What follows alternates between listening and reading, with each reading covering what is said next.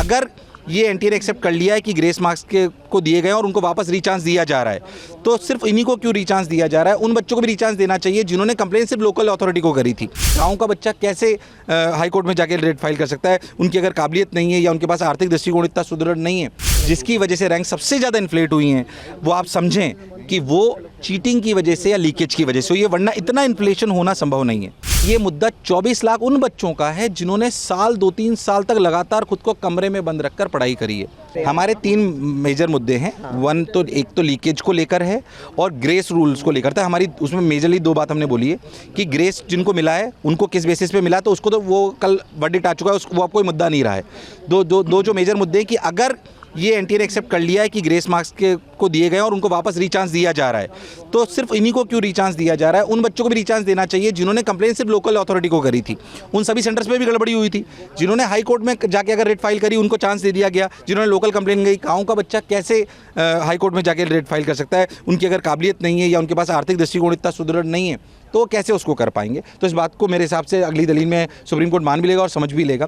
तो अब एनटीए को विंडो खोलनी चाहिए 2 घंटे या 2 दिन की, कि भाई जिन जिन सेंटर्स पे गड़बड़ी हुई है वहाँ पे वो कंप्लेंट डालें, बच्चे कंप्लेंट डालें और उसको वेरीफाई कर उन सभी बच्चों को रीनीट के लिए दोबारा ये काम करना चाहिए। ऐसा हमारा व्यक्तिगत मत है। दूसरा मेजर मुद्दा जिसकी वजह से रैंक सबसे ज़्यादा इन्फ्लेट हुई हैं, वो आप समझें कि वो चीटिंग की वजह से या लीकेज की वजह से हुई है, वरना इतना इन्फ्लेशन होना संभव नहीं है।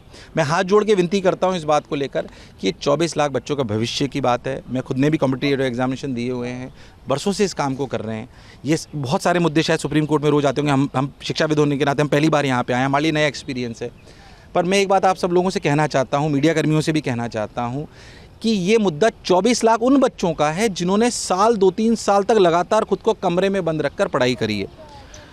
क्या ये मुद्दा इस बात के लिए इम्पोर्टेंट नहीं है कि जिन्होंने इतनी तैयारी करी वो पास होते या फेल होते, अलग बात है, बट क्या उन्हें एक फेयर एग्जामिनेशन मिलना चाहिए था? मैं सिर्फ एक शिक्षाविद के नाते ये कहना चाहता हूँ, वरना हमारी कॉम्पिटिटिव एग्जामिनेशन की प्रणाली पर अगर क्वेश्चन मार्क उठ गया तो जो देश में इतने अच्छे इंजीनियर्स और डॉक्टर्स मिल रहे हैं वो इसलिए मिल रहे हैं क्योंकि हमारा ट्रस्ट है उन एग्जामिनेशन पर। तभी ज़्यादा से ज़्यादा लोग उनको अटेम्प्ट करते हैं, और जब ज़्यादा से ज़्यादा लोग सर अटेम्प्ट करते हैं तो सही में एक अच्छे डॉक्टर्स और अच्छे इंजीनियर्स हमें मिलते हैं। इस बात को हमें समझना पड़ेगा। सर, सुप्रीम कोर्ट में बहुत सारे पिटीशन लगे हैं। आज एक पिटीशन में सीबीआई इन्वेस्टिगेशन भी कहा गया था।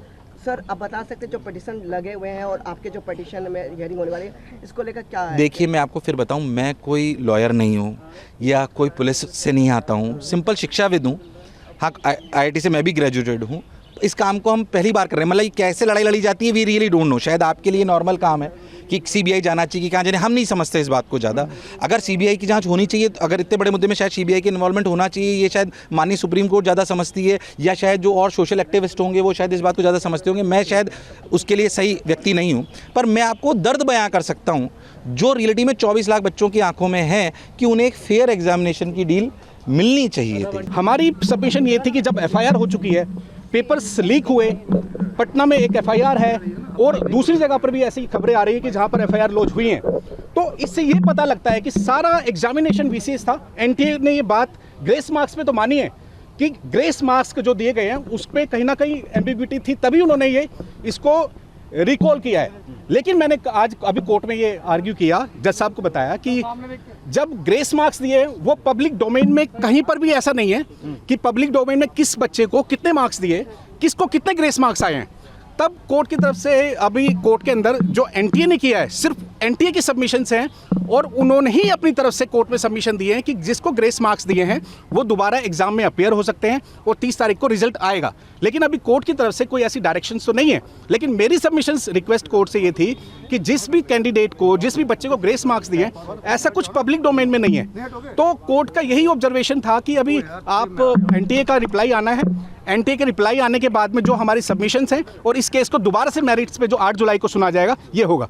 लेकिन जिस तरह से इस केस में हमारे पास मटेरियल्स हैं, FIR हैं और दूसरे एविडेंस हैं जिसमें पेपर लीक हुए हैं, FIRs हैं, इन्वेस्टिगेशंस चल रही हैं, ये साफ साबित होता है हमारी तरफ से जो हमारे पास मटेरियल है कि इस पूरे एग्जाम को सेट असाइड करना चाहिए, रिकॉल करना चाहिए और ये दोबारा एग्जाम होना चाहिए। 44 से 50 तक उन्होंने एक साथ ही मैटर को कॉल किया था और हमारा 50 नंबर था आइटम नंबर।